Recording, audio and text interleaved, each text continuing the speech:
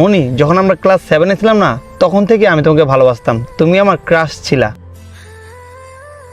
আসলে তোমার আর আমার লেভেল কখনো এক হবে না। আর তখন তো আমাদের বয়স কম ছিল, তাই আমি তোমাকে অফারটা দিতে পারি নাই। কিন্তু এখন আমার বয়স বাড়ছে, আমিও বুঝতে পারতেছি, তাই আর কি তোমাকে বলতে চাইছিলাম। আমি কিভাবে যে বলবো আই লাভ ইউ। দেখ নয়ন, তুই আমার সাথে এখন ফাইজলামি করিস না। এই মিয়া ফাইজলামি করতেছেন? ক্লাস 7 থেকে পড়েন, এখন অফার করতেছেন?